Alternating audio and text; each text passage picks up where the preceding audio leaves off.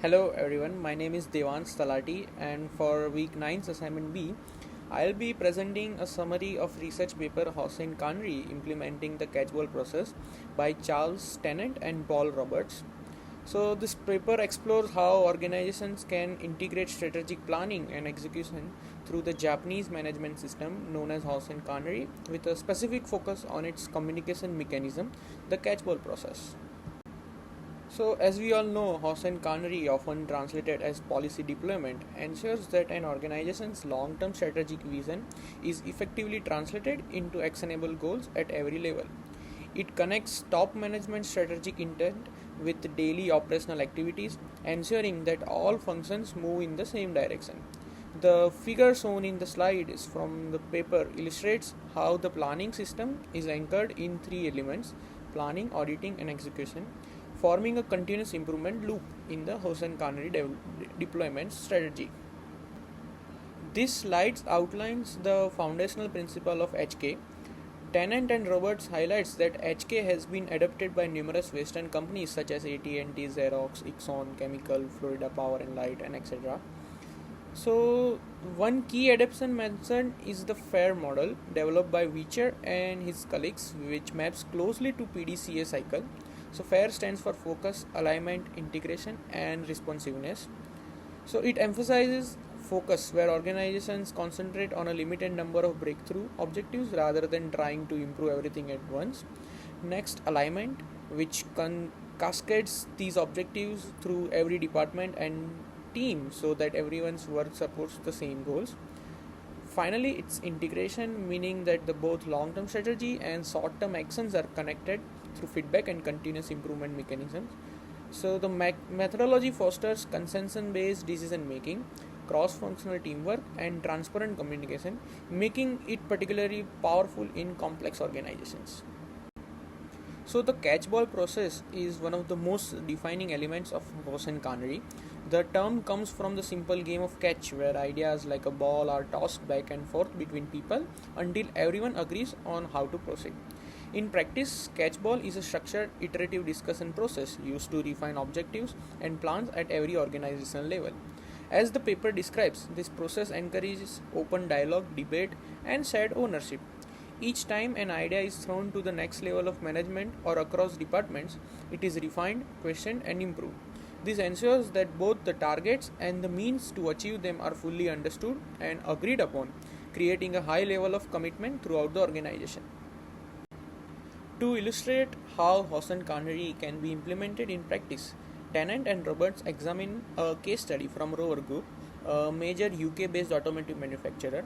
At the time of the study, Rover employed around 40,000 people across multiple sites.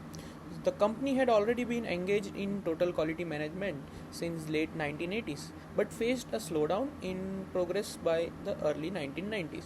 In response, Rover launched its quality transformation program in 1994 based on the principle of Hoshin Kanri. The goal was to strengthen alignment between its corporate vision, four strategic objectives, and operational level processes. Talking about how Rover Group implemented Hoshin Kanri. So the figure 4 here illustrates how Rover Group transferred its strategy into action through an integrated policy development framework. As shown in the figure, the process began with the corporate objectives at the top. These were cascaded down through functional and departmental level using the catchball process, a structured dialogue that encouraged feedback and consensus between management and the employees. At each level, department leaders identified key milestones, which are specific measurable actions that supported the strategic goals. These milestones were reviewed and prioritized and then consolidated into a one-page summary, creating transparency and accountability across teams. The figure also highlights the feedback loops that ensures continuous learning and adjustment. This wasn't a one-way communication flow, it was iterative. Rover conducted an extensive process review across the organization, which included over 100 interviews and visits to a frontline customer service sites.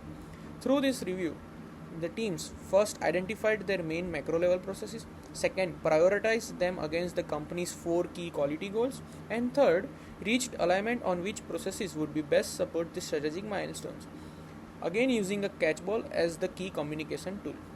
Overall, Figure 4 demonstrates how Rover's deployment framework connected strategy, process, and performance measurement into one coherent system. It is a great example of how HK principles can translate abstract strategic intent into a coordinated daily actions across all levels of organizations.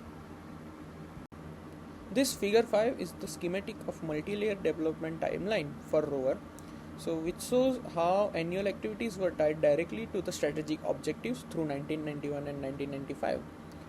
In year 1, the focus was on establishing the corporate intent and identifying the handful of breakthrough objectives that phase inward executive alignment and initial catchball conversations to define what success would look like.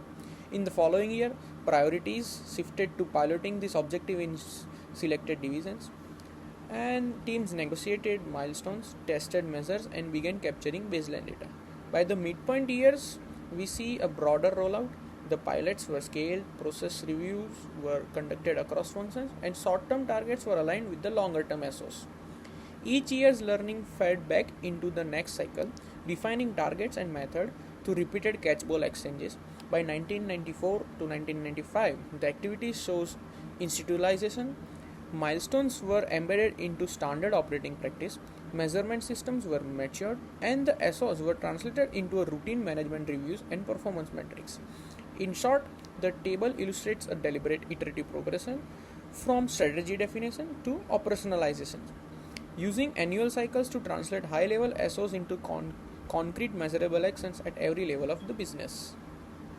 Speaking about results and impact, Rover's implementation of HK through catchball process produced clear and measurable results.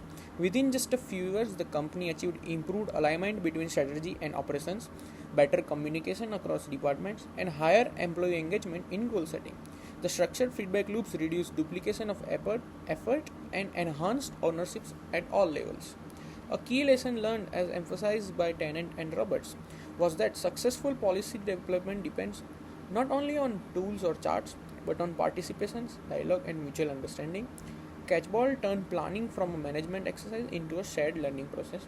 Ultimately, Rover demonstrated that when strategic objectives are consistently translated into daily actions, organizations can sustain improvement and remain agile even in competitive markets. This concludes my presentation. The insights shared today are based on the paper Hoshin Kanri, Implementing the Catchball Process by Tennant and Roberts. I also refer to concepts discussed in Professor Salim Semsar's lecture notes on policy deployment and strategic alignment. Thank you so much for listening.